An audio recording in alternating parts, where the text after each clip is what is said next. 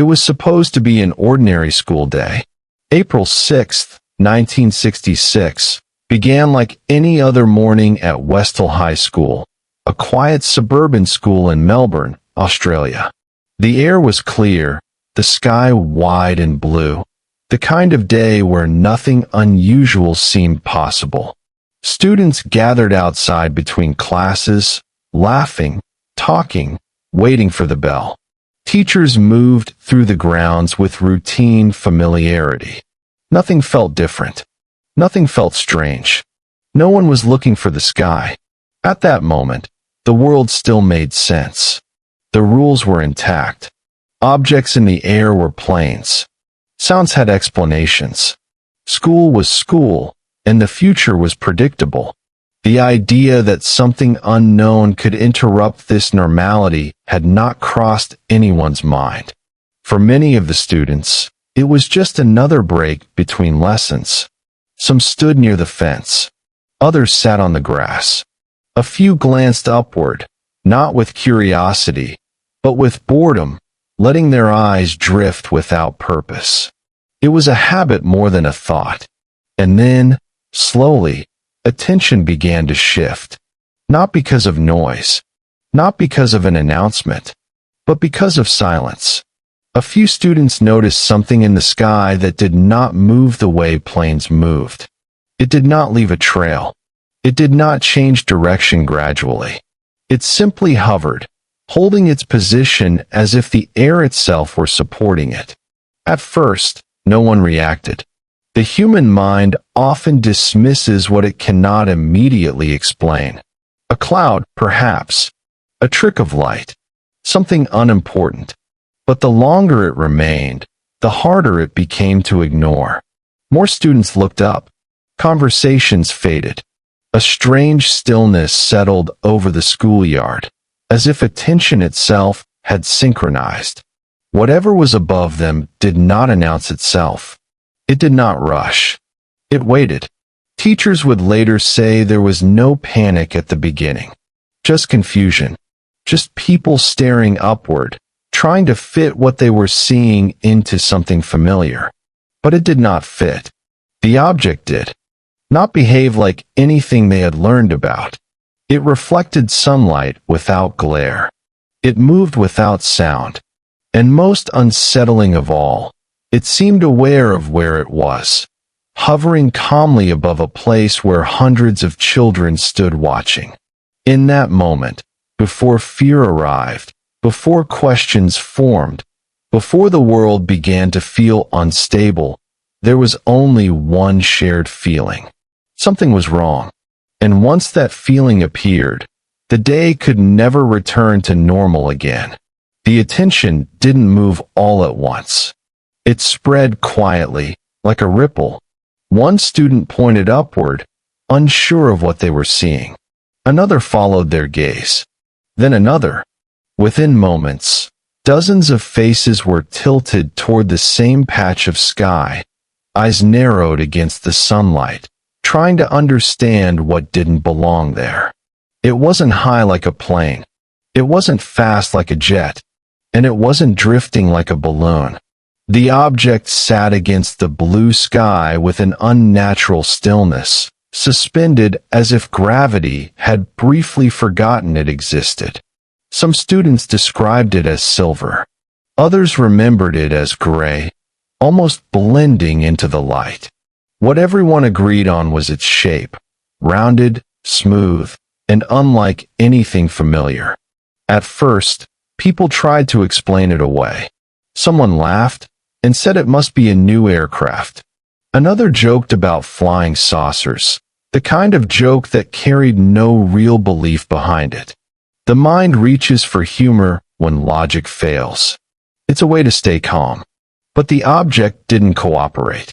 Instead of moving in a straight line, it shifted slightly, changing position without turning.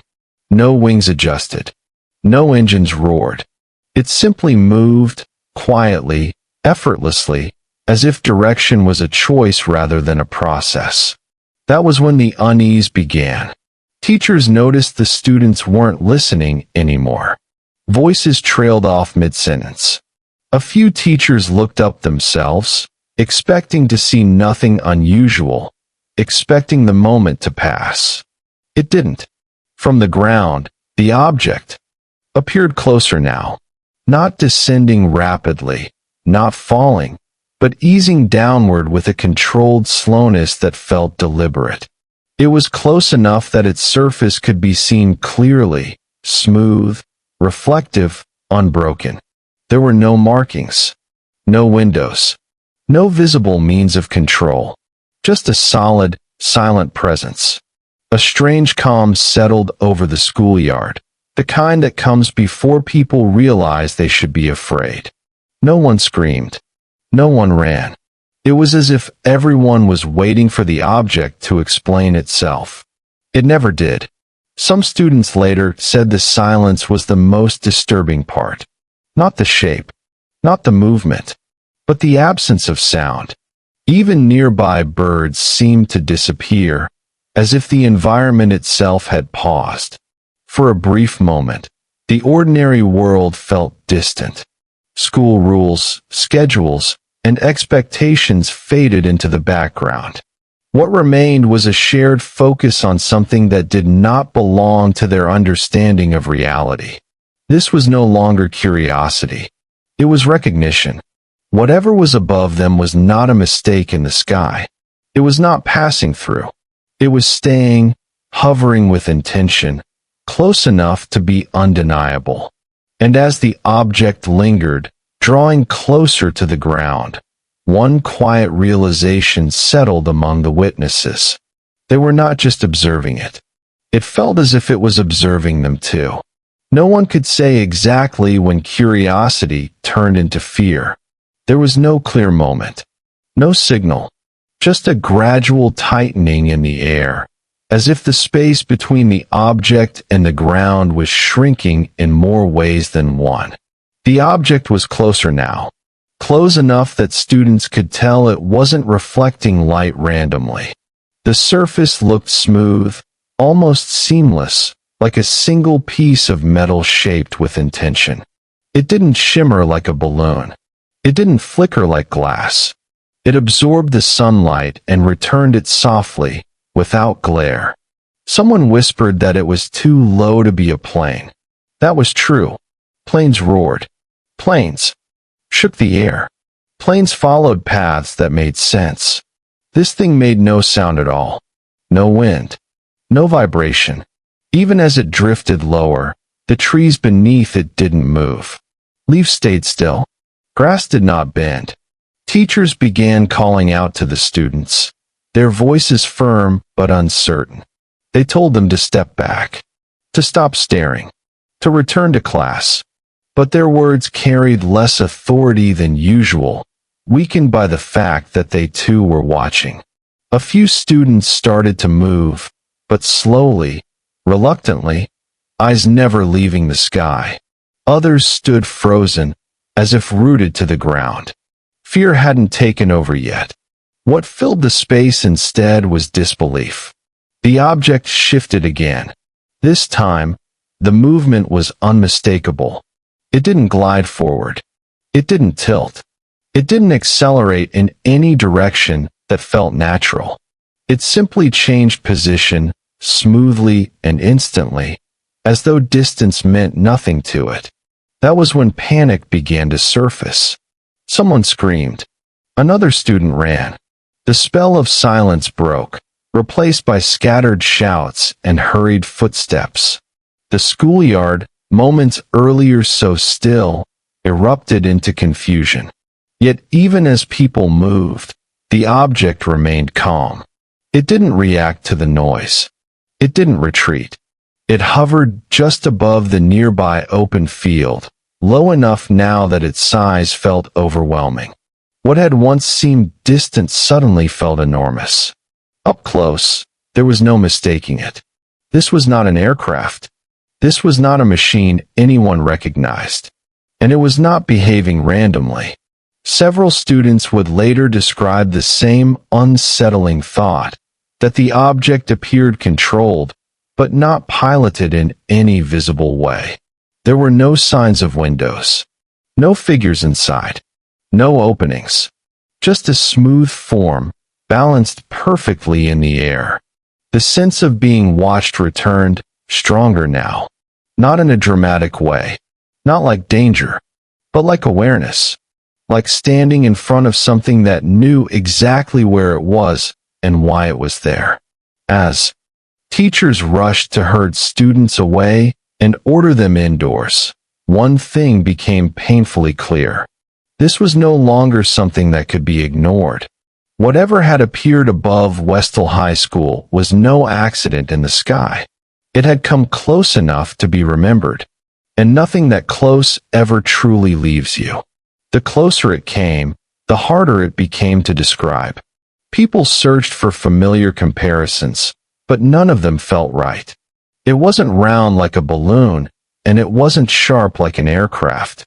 The object seemed carefully shaped, as if every curve had a purpose. Smooth, balanced, complete. From below, it looked almost too perfect.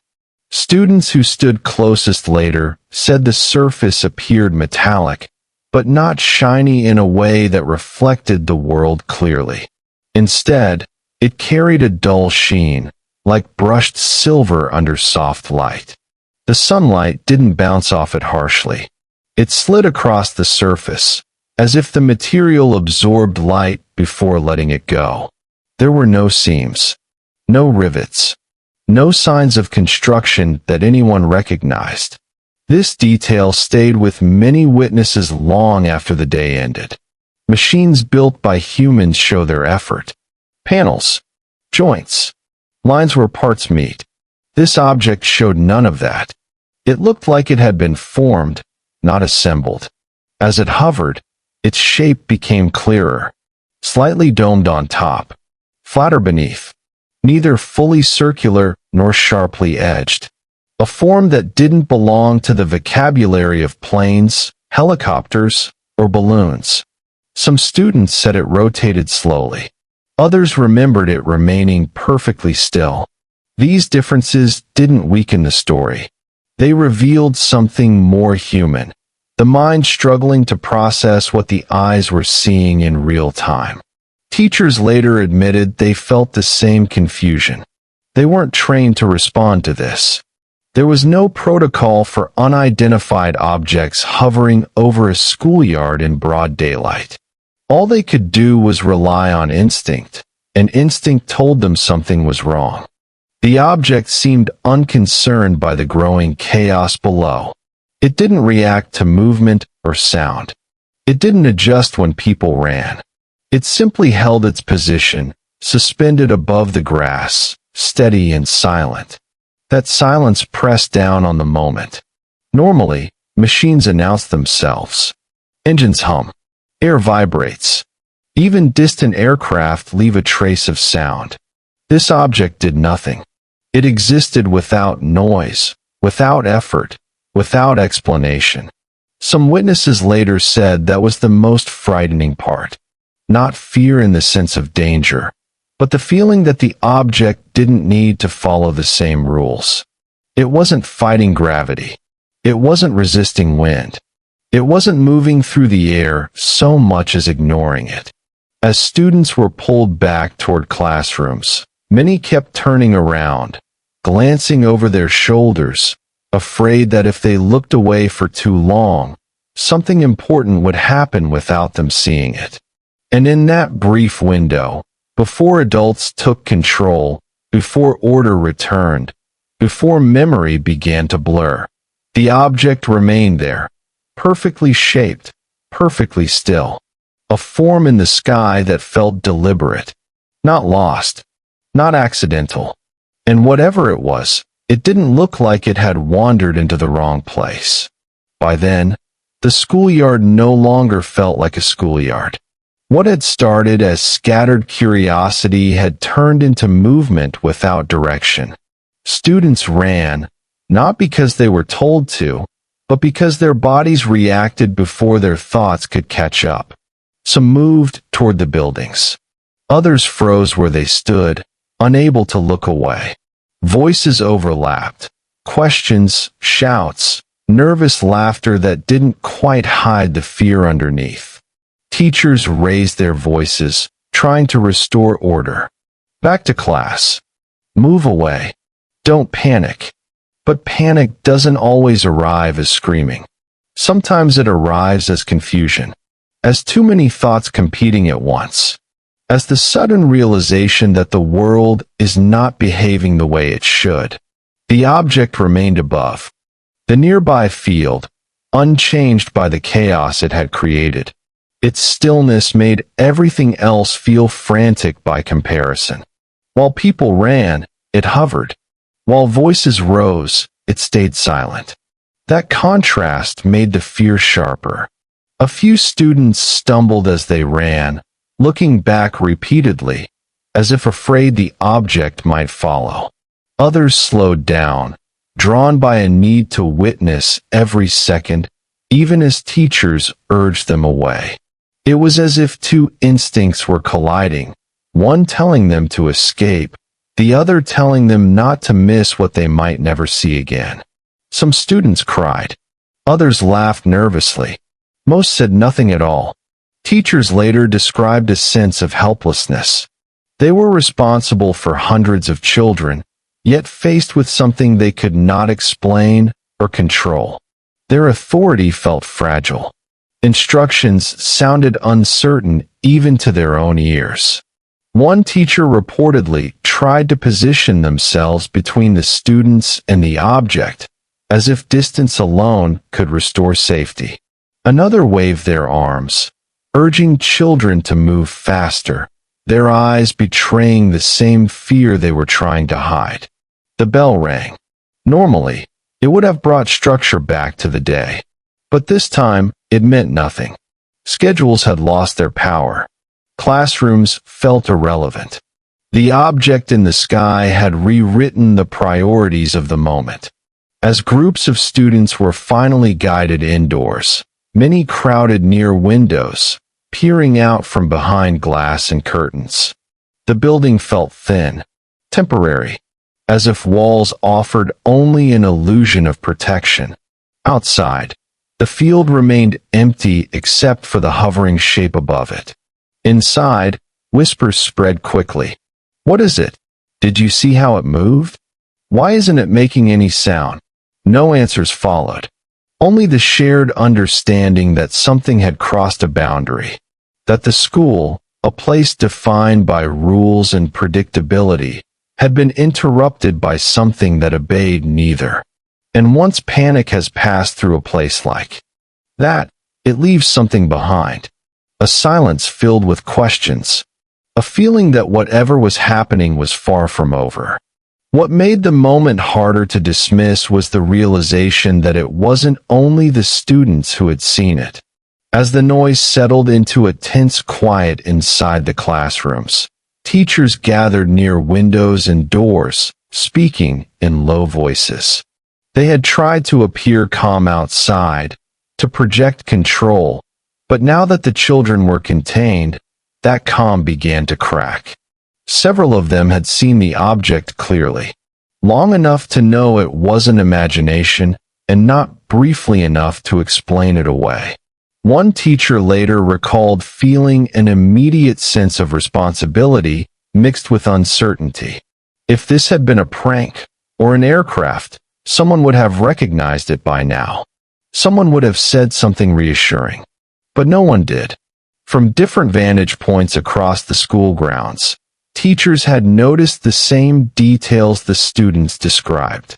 The same smooth shape. The same unnatural stillness. The same absence of sound. These were not excited exaggerations passed between children. These were observations made by adults trained to notice details. That changed everything. Teachers began to realize that whatever was happening could not be managed with discipline or routine. The usual rules didn't apply. This wasn't a disruption that could be written off as misbehavior or distraction. It was something external, something beyond the school's control. A few staff members stepped outside again, standing at a distance, eyes fixed on the field. They spoke quietly to one another, trying to make sense of what they were seeing without alarming the students inside. Their words were careful, chosen more to comfort themselves than to explain anything. One teacher reportedly said it reminded them of nothing they had ever encountered. Another admitted they felt exposed standing beneath it, as if being watched from above without knowing why. Inside the classrooms, students sensed the shift. Children are sensitive to tone, even when words are reassuring.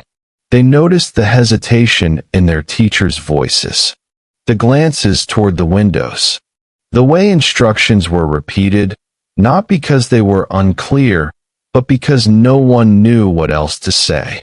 The object remained outside, hovering patiently, as if time did not affect it the same way it affected the people watching. Minutes passed, though many later said it felt longer. Others said it felt like no time passed at all. The teachers waited for something to happen, for a sound, for movement, for an explanation. None came. What lingered instead was a shared, unspoken agreement among the adults present. This was not something the children had imagined. It was not a story forming in real time. It was an event that had happened to all of them, regardless of age. And once the teachers understood that, the atmosphere inside the school changed completely. Because when authority figures are no longer certain, uncertainty spreads. And uncertainty, when combined with silence, has a way of turning ordinary memories into something that lasts a lifetime. As the minutes passed, attention shifted back outside, drawn by a subtle change that no one could ignore. The object was no longer holding the same position. It hadn't rushed downward or dropped suddenly. Instead, it began to ease closer to the ground, slowly enough that some people questioned whether it was moving at all. The change was so gradual it felt intentional, like a careful decision rather than a loss of control. From the classroom windows, students pressed closer to the glass. Teachers watched silently, unsure whether to pull them back or let them see. There was no protocol for this moment. No instruction manual for when something unfamiliar descends toward a school field in broad daylight. As it lowered, the scale became clearer. What had once looked distant now felt enormous. The object was larger than most. Students had first assumed. Wide, solid, occupying space in a way that made it impossible to dismiss as a trick of perspective. The air beneath it looked unchanged. No dust kicked up, no wind, no visible force pushing against the grass below. That detail unsettled many witnesses later. Machines that descend disturb their surroundings. Helicopters flatten grass. Aircraft blast air downward. This object did neither. It hovered just above the field, close enough that its presence felt heavy, yet nothing around it reacted. Some students later said the grass beneath looked pressed down, as if something invisible had brushed against it. Others remembered no contact at all, only the sense that it had come as close as it intended to. Teachers exchanged glances. A few stepped outside again, stopping well short of the field, unwilling to move closer. The object was no longer a distant curiosity. It had crossed into the space the school considered its own. The silence deepened. There were no lights flashing, no obvious signals, no sudden movements, just a quiet, controlled descent that felt measured, almost careful, as if the object was aware of how close it was getting and how many eyes were fixed on it. For a brief moment, time seemed to stretch. Students later struggled to describe that part. Some said it felt like only seconds passed. Others said it felt much longer. The usual markers of time, bells, voices, movement, had faded. All attention was focused on a single point above the ground. No one knew what to expect next. Would it land? Would it leave? Would something emerge? None of those things happened. Instead, the object held its position just above the field, steady and silent, as if it had reached exactly where it wanted to be. That was when many realized this wasn't a flyover. It wasn't passing through. Whatever it was, it had chosen to stop. And the decision to stop, more than anything else that morning, made the situation feel deliberate, not accidental, not random, as if something had arrived and was waiting. As people tried to process what they were seeing, another layer of confusion quietly settled in. It wasn't just the object near the field anymore. Several students, watching from different angles, began pointing toward the sky beyond it. At first, their words were uncertain. They weren't making claims. They were asking questions, the kind that come when something doesn't align with what you think you're seeing. Is there another one? Did it split? Did you see that move? From the ground, depth and distance were difficult to judge. The sky was wide and clear, offering no reference points. But more than a few witnesses later said they noticed movement elsewhere, farther back, higher up, quieter than the first. Some described a second object hovering at a greater distance. Smaller, less distinct. Others remembered two shapes moving in coordination, as if responding to one another without visible communication. A few recalled seeing one object pull away while another remained. Not everyone saw the same thing. That inconsistency would later become part of the story's strength rather than its weakness.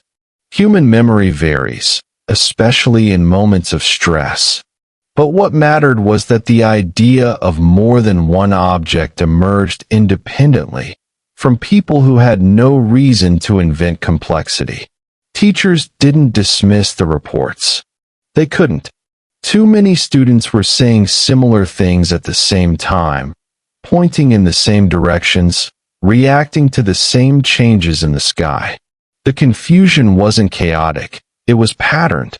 If there had been only one object, the moment might have felt simpler, easier to explain. But the possibility of multiple objects suggested coordination, intent, structure, and that thought made people uneasy. The original object remained close to the field, unchanged, as if holding attention. Meanwhile, whatever else was in the sky didn't linger long enough to be studied carefully.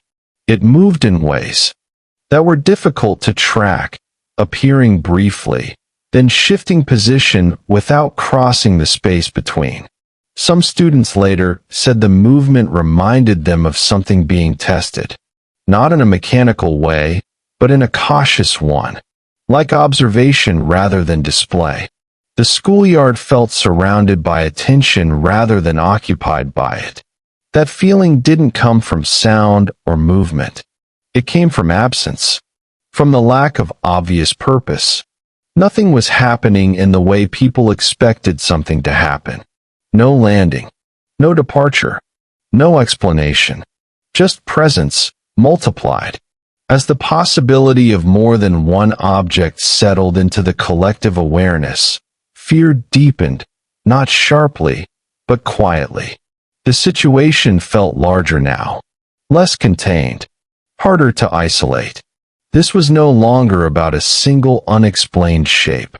It felt like part of something broader, something that extended beyond the field, beyond the school, and into a sky that suddenly felt less empty than it had that morning. And when attention is divided like that, pulled in more than one direction, it creates a unique kind of unease. The kind that tells you whatever you're witnessing may not be as simple as it first appeared. The moment it left did not arrive with warning. There was no sound to announce it. No build-up. No visible preparation. 1 second the object was there, steady and close to the ground, and the next it wasn't in the same place anymore. Several students noticed the change at once. It didn't rise slowly. It didn't drift away.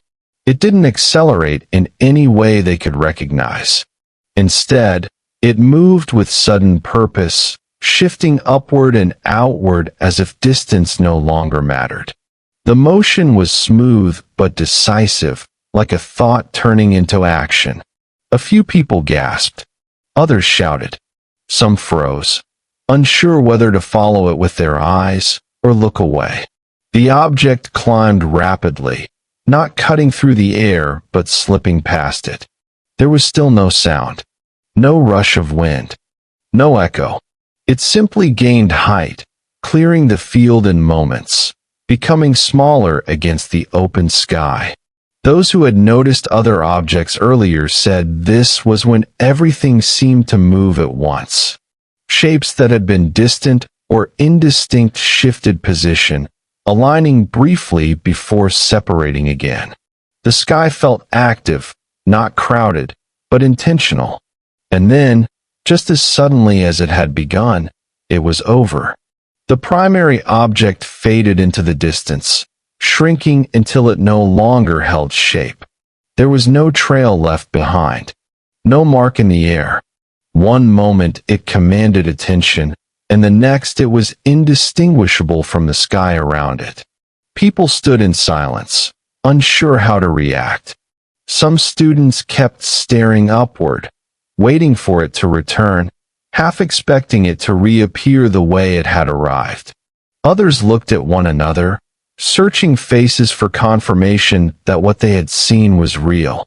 Teachers slowly lowered their arms. Instructions stopped mid-thought. The urgency that had filled the air moments earlier had nowhere to go. What remained was shock. Not the dramatic kind. Not screaming or crying. Just a heavy pause, like the end of a loud sound that leaves the ears ringing. The world felt slightly out of step, as if everything else was moving again, but not quite the same way. Outside, the field looked unchanged. The grass lay still. The sky was empty, but the feeling did not lift. Students would later say that was when they understood something important. Whatever had appeared hadn't been forced away. It hadn't fled. It had left when it chose to. That realization stayed with them. Because accidents don't decide when to go. As people were finally guided away from windows and back into classrooms, the day tried to resume its normal rhythm. Lessons continued. Chalk moved across boards. Voices spoke familiar words. But the sense of normality never fully returned. Something had come close enough to be undeniable. Something had left without explanation. And in the quiet that followed, a shared question settled into the minds of everyone who had watched it disappear. Why had it come, and why had it chosen that moment to leave? For a while, no one knew what to do with what had just happened. Classes resumed, at least in name. Students sat at their desks, books open, pencils in hand, but attention drifted constantly toward the windows. Every passing shadow felt suspicious. Every sound from outside carried a faint echo of expectation, as if something might return at any moment. Teachers tried to continue as normal. They spoke more slowly than usual. Instructions were repeated. Questions were answered twice. The routine of the school day was still there, but it felt fragile, like a set of rules that had already failed once. Whispers moved quietly between desks. Did you see it go straight up? My friend said there were two of them. My teacher saw it too.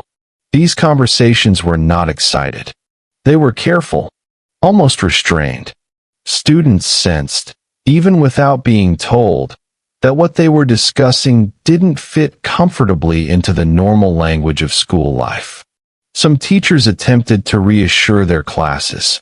They suggested it might have been an aircraft test or something unusual but explainable. Their voices carried confidence, but their eyes often betrayed uncertainty. They didn't linger on the topic. They didn't invite questions. The unspoken message was clear. Let's move on. Outside, the field where the object had hovered looked ordinary. From a distance, there was nothing to see. No smoke, no debris, no obvious disturbance. Anyone arriving late to the school that day would have noticed nothing unusual at all. That made the experience harder to hold on to. Events without physical evidence have a way of slipping into doubt, even for those who witnessed them. The mind begins to question itself. Details blur. Certainty weakens. But at Westall, too many people shared the same memory. Students compared notes quietly, discovering that others had seen the same movements, the same shape, the same silent departure. These shared details acted like anchors, holding the experience in place when doubt tried to pull it apart. Teachers, too, spoke among themselves in low voices, away from the children. They asked each other what they had seen. They confirmed details. They tried, unsuccessfully, to reach a conclusion that felt reasonable. Nothing quite worked. The day dragged on, heavier than usual. Bells rang, marking time, but time felt unreliable now. Something had interrupted it, even if only briefly. When the final bell rang and students were dismissed, there was a sense of release mixed with unease. People wanted to leave the school grounds, but they also didn't want to stop talking about what had happened. As groups of students walked home, conversations continued. The story didn't end when the object left. It followed them. And by the end of the day, one thing had become clear to everyone involved. Whatever had appeared over Westall High School was not going to stay contained within that morning. It was going to spread. The next questions came quietly, not from the sky, but from the ground. Once the immediate shock began to fade, attention returned to the place where the object had hovered. Students talked about it in fragments, replaying the moment again and again, trying to remember details they hadn't noticed at the time. Some wondered aloud whether it had touched the ground. Others were certain it hadn't. Memory, already, was beginning to bend. Later that day, and in the days that followed, a few people reported noticing something unusual in the nearby field. The grass, they said, looked different. Not burned, not torn, just pressed down, flattened in a way that didn't match the surrounding area. It wasn't dramatic. There were no clear marks that demanded attention. No deep impressions or obvious damage. Just subtle changes, patches where the grass lay at. Odd angles, as if something had hovered low enough to disturb it without force. Some students pointed it out to one another, unsure whether they were seeing something real or projecting meaning onto ordinary ground. Others avoided the area entirely, uncomfortable standing where the object had been. Teachers noticed the interest and discouraged it. They told students to stay away from the field. Not urgently, not with fear, just with a firmness that suggested the matter was no longer open for discussion. The school grounds returned to their usual boundaries, but the invisible line around that field felt new. No official inspection was announced. No explanation was offered. That absence spoke loudly. In situations like this, people often expect authority to arrive with answers. Someone to take measurements. Someone to explain. But nothing like that happened, at least not publicly. The field remained ordinary on the surface, yet charged with memory beneath it. Students continued to talk, quietly, comparing impressions. I thought it touched down. I don't think it did. It felt closer than it should have been. These weren't arguments. They were attempts to stabilize something that felt unsteady. When facts are incomplete, the mind searches for anchors. Over time, skeptics would point to the lack of clear physical evidence as proof that nothing unusual occurred. No photographs. No confirmed samples. No official reports of damage. But those who were there remember something else. They remember how the field felt afterward, how standing near it brought the moment back with surprising clarity, how the air seemed unchanged, yet the place itself felt different, marked not by force, but by proximity. Not everything leaves scars. Some events leave impressions that exist only in memory, shared between people who stood in the same place and looked up at the same sky. At Westall, the ground returned to normal quickly, but the questions did not. And as attention drifted away from the field, something else was already moving closer, something that would shift the story from confusion to silence. It didn't take long for a new presence to be noticed. At first, it was just sound, a distant, unfamiliar rhythm cutting through the ordinary noises of the suburb. Students paused mid-conversation. Teachers stopped speaking. Heads turned instinctively toward the sky again, not expecting what had already left to return, but sensing that something else had entered the day. Helicopters. Not one, but more than one, moving low and deliberately. Their sound was unmistakable, heavy, purposeful, and out of place above a school that had never known anything louder than a passing plane. From the school grounds, they could be seen circling, then moving toward the area near the field. The timing felt strange, too precise, too soon after what had happened to be coincidence, at least in the minds of those watching. Teachers reacted immediately. Students were told to stay inside. Curtains were drawn. Windows that had been crowded only minutes earlier were cleared. The tone shifted from uncertainty to control, firm and unquestioning.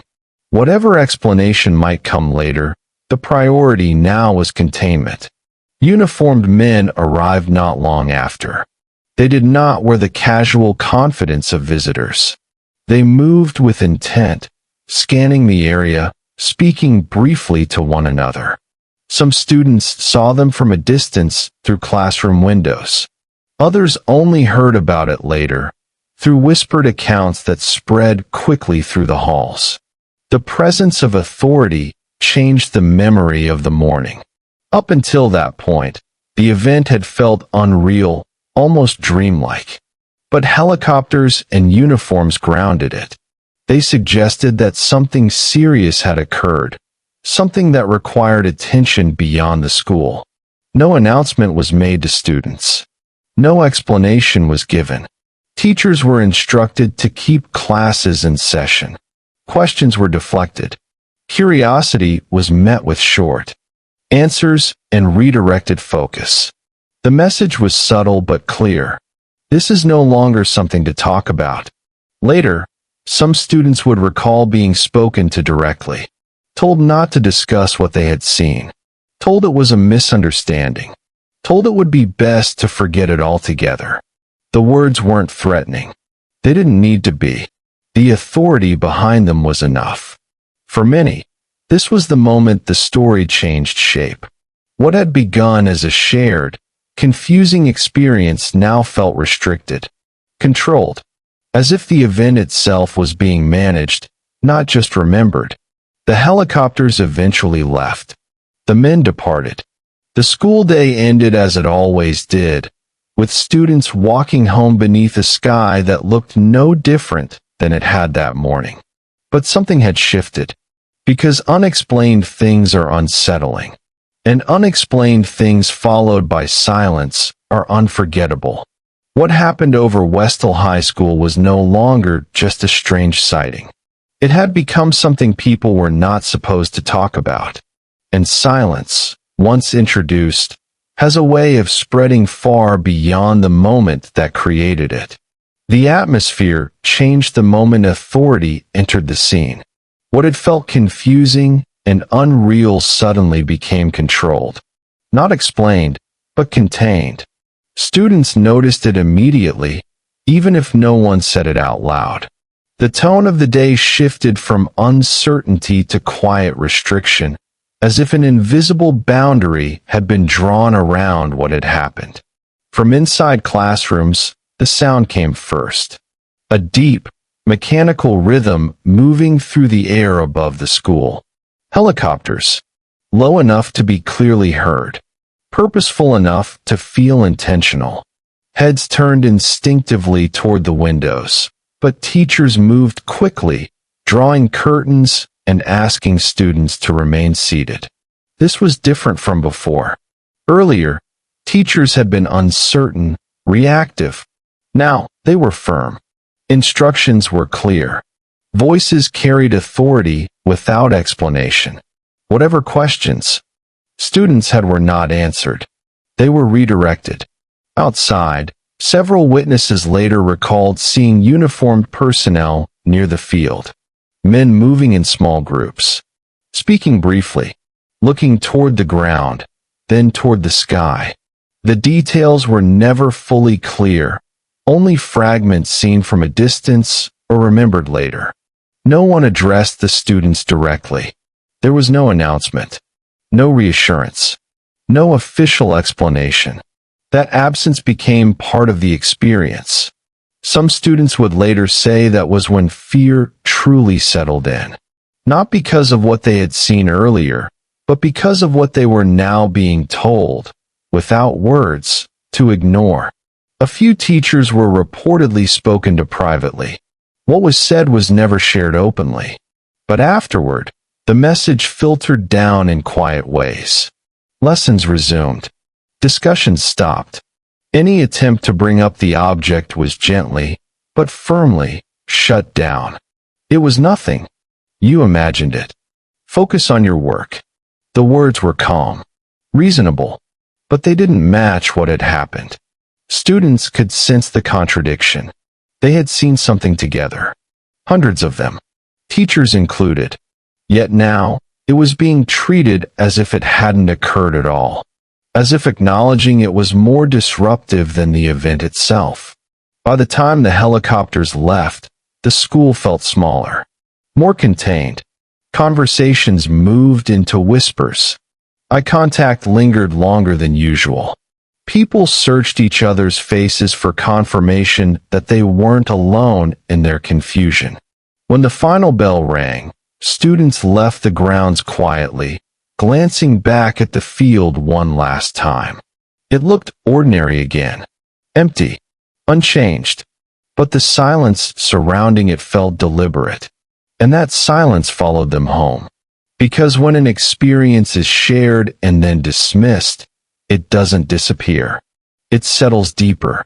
And at Westall High School, what had arrived from the sky was no longer the most unsettling part of the day.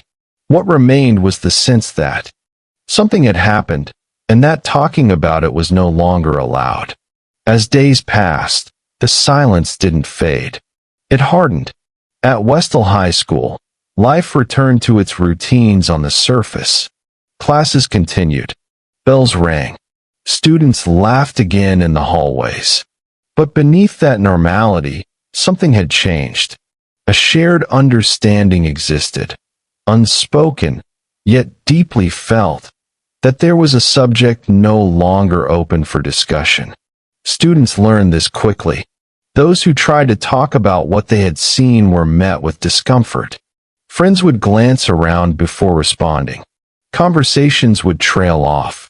Some were told directly to stop. Others sensed it without being told at all. The message was subtle but consistent. This is not something you should keep bringing up. Teachers, too, appeared careful. The event was never mentioned in class. Questions were deflected or ignored. No official explanation was offered in assemblies or newsletters. The absence of acknowledgement felt intentional, as though recognizing the incident would give it more power than anyone wanted. At home, the experience was often met with disbelief. Parents listened, then smiled uncomfortably. Some dismissed it as imagination. Others suggested it was a prank, a balloon, or mass excitement. A few reacted with concern, urging their children not to repeat the story outside the family. Children learn something important in those moments. that there are experiences adults don't know how to place. And when adults can't place something, they sometimes choose to deny it. Over time, many students stopped talking about the incident altogether. Not because they forgot it, but because remembering it out loud felt risky. Easier to stay quiet. Easier to move on. But silence doesn't erase memory. It reshapes it. For some, the memory faded into something dreamlike, its edges softened by time and doubt. For others, it remained sharp, replaying itself unexpectedly, during quiet moments, or when the sky looked a certain way. Years later, when former students were interviewed as adults, many described the same lingering effect. Not fear exactly, more like a disturbance that never fully settled. A moment when reality briefly broke its own rules and was then quietly patched over. What made it difficult to let go wasn't just the object in the sky. It was the response afterward. The way so many people saw the same thing, and then were asked to pretend they hadn't. The way questions were replaced with dismissal. The way certainty was treated as inconvenience. At Westall, the incident didn't end when the object left the sky. It ended when silence was enforced. And silence has a way of lasting far longer than shock. Because when people are told not to speak about something extraordinary, they don't stop thinking about it. They just learn to carry it alone. With time, explanations began to surface, carefully, cautiously, and always after the fact. When people outside Westall heard fragments of the story, the response was predictable. There had to be a rational answer. Something ordinary misunderstood in an extraordinary moment. The human mind prefers closure, especially when uncertainty feels uncomfortable. The first suggestion was simple. A balloon. Weather balloons were common in the 1960s. They could appear metallic. They could move unpredictably. For some, this explanation was enough. It required no further questions. But for those who had been there, it didn't fit. Balloons drift with the wind. They don't hover steadily. They don't change direction sharply. And they don't cause experienced adults to fall silent and uneasy at the same time. Next came the idea of experimental aircraft. Australia, like many countries during that era, was involved in military testing. Secret projects existed. Unusual aircraft were developed behind closed doors. To skeptics, this explanation sounded more convincing. Yet problems remained. Experimental aircraft are loud. Even at a distance, they announce themselves. They leave trails, vibrations, evidence of propulsion. The object over Westall had done none of that. It had arrived and left without sound, without effort, without any visible means of movement. Another explanation followed. Mass hysteria. The idea that excitement spread quickly among students, that imagination filled gaps, that one sighting became many through suggestion. On paper, it sounded reasonable.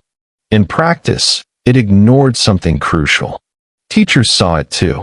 Adults with no reason to exaggerate. Adults who did not share the same emotional state as the children. Adults who later admitted they could not explain what they had witnessed. Mass hysteria does not usually include calm observation by authority figures. It does not produce consistent descriptions across age groups. And it does not result in silence enforced from above. Each explanation answered part of the question, but none answered all of it. That incomplete fit was what kept the incident alive. For skeptics, the lack of physical evidence remained the strongest argument. No photographs, no confirmed samples, no official documents released to the public. In science, absence of evidence carries weight. But for witnesses, presence of experience mattered more. They didn't claim certainty. They didn't insist on conclusions. Most simply said the same thing. It wasn't anything we recognized. Over the years, the Westall incident came to exist in an uncomfortable space. Not fully accepted, not fully dismissed. Balanced between explanation and mystery. And perhaps that is where it remains most honestly. Because some events don't fit cleanly into categories. They resist labels. They sit quietly in memory, unchanged by theories that arrive too late. At Westall, explanations came and went. What stayed was the question, not of what people believed, but of what they saw, and why no explanation ever felt complete. As the years moved on, the Westall incident didn't disappear. It went quiet. For a long time, it lived only in private memory, something former students carried with them without knowing where to place it. Life moved forward. People grew up. Careers began. Families formed. The day at the school faded into the background, not forgotten, but rarely spoken about. And yet, it never fully let go. For many witnesses, the memory resurfaced unexpectedly. A clear blue sky, a silent object overhead, the sound of a helicopter passing low. Ordinary moments would suddenly connect back to that morning, pulling the past forward without warning. What was striking was how little the memory changed. Decades later, when some former students and teachers finally began to speak publicly, their descriptions remained remarkably consistent. The same shape, the same silence, the same sense that whatever they saw did not behave like anything they had known before. Time had softened emotions, but not details. This consistency is part of why the story refused to fade. Memories usually shift with retelling. They absorb exaggeration or doubt. But in interviews conducted 40 and 50 years later, witnesses often paused, choosing their words carefully, as if they were still afraid of overstating what they had seen. Many didn't want to be labeled. They weren't chasing attention. They weren't claiming answers. Some hesitated for years before speaking at all, concerned about ridicule or disbelief. When they did speak, it was often with visible discomfort, not excitement. That reluctance added weight. People who invent stories tend to enjoy telling them. People who recall something unsettling often do the opposite. They speak because the memory feels unfinished, not because it feels rewarding. As documentaries and interviews slowly brought the Westall incident back into public awareness, a new generation encountered it for the first time. Viewers noticed the same thing again and again, not drama, not certainty, but restraint. Witnesses said what they knew, and stopped where knowledge ended. They didn't claim aliens. They didn't claim spacecraft. Most simply said they saw something they could not explain, and that the response afterward troubled them as much as the object itself. The enforced silence had shaped the memory. It taught people to doubt themselves, to question their own experience, to treat certainty as something dangerous. Over time, that doubt became part of the story. The Westall incident survived not because it was shouted, but because it was carried quietly, shared carefully, remembered cautiously. And in that quiet persistence, it became something rare. Not a spectacle, but a question that never demanded belief.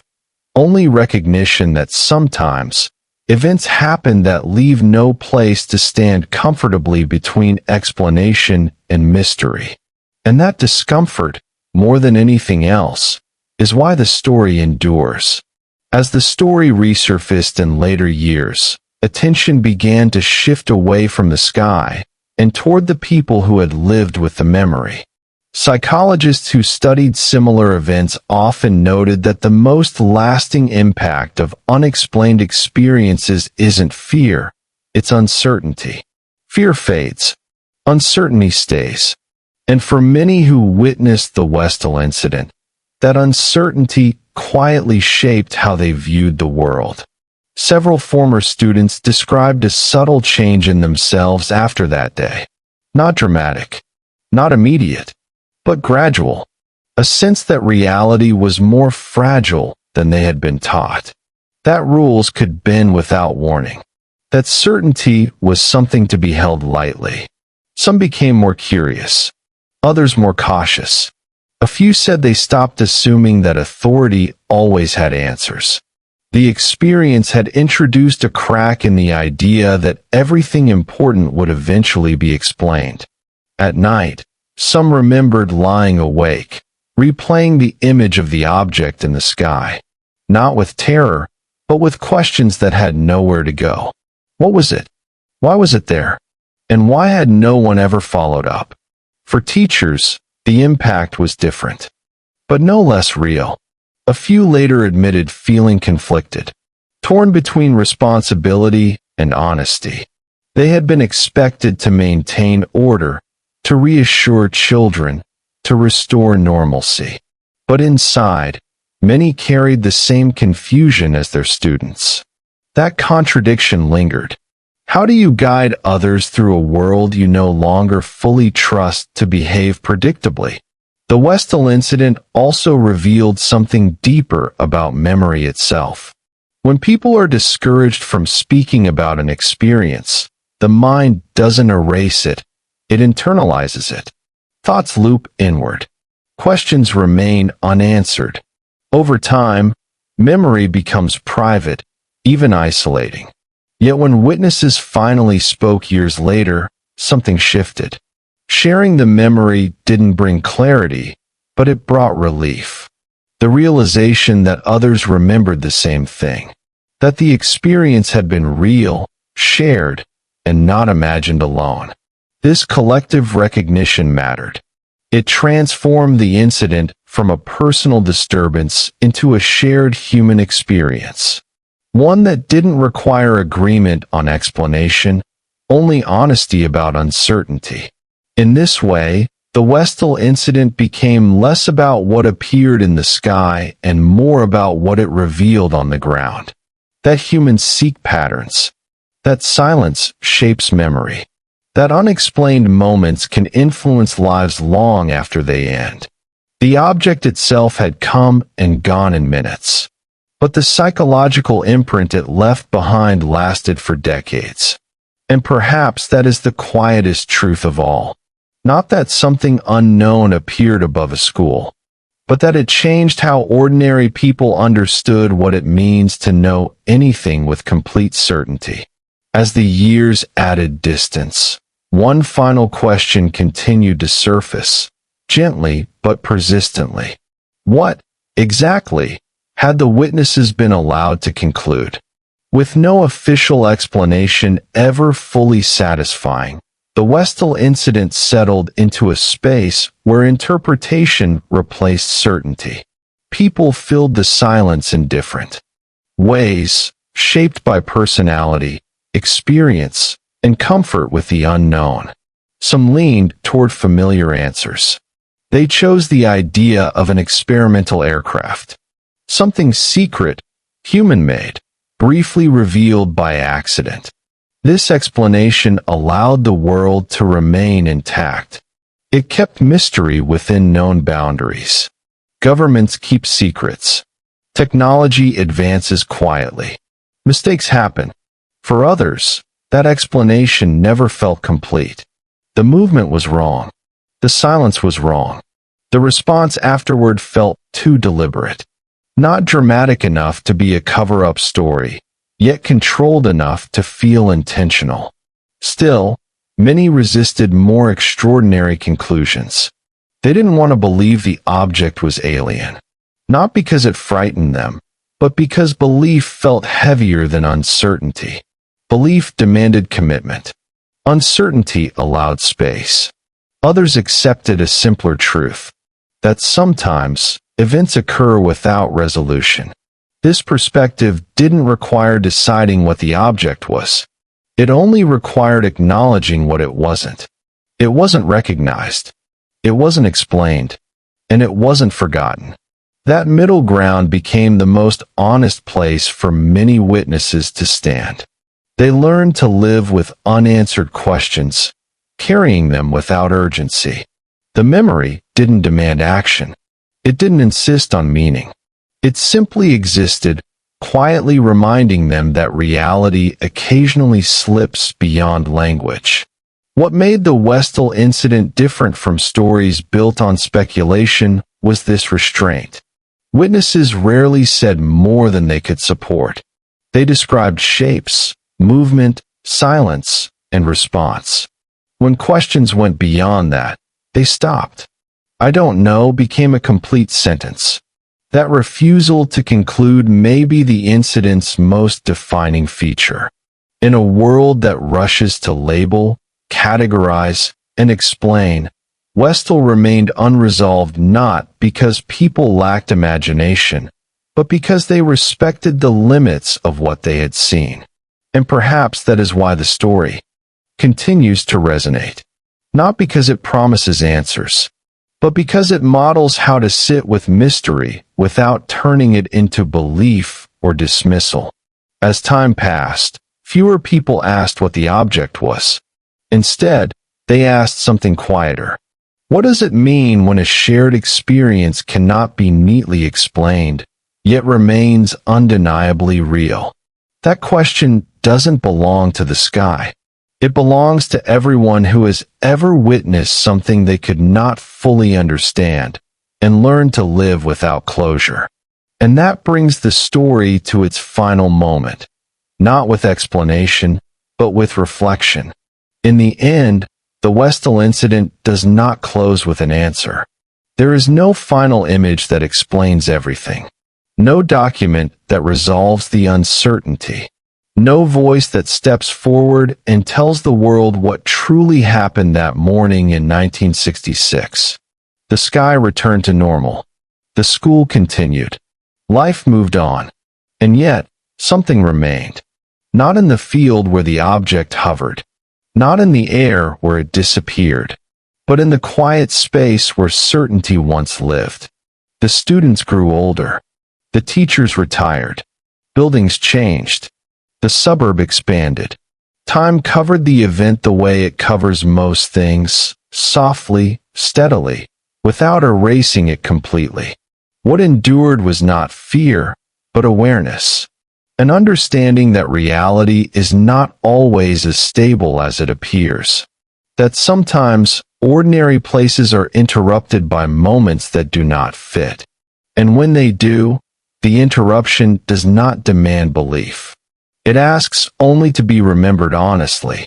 For those who were there, the memory never needed an explanation to be valid.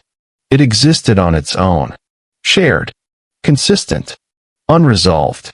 For those who hear the story later, the lesson may be different. Not that something extraordinary must be accepted as truth, but that uncertainty itself deserves respect.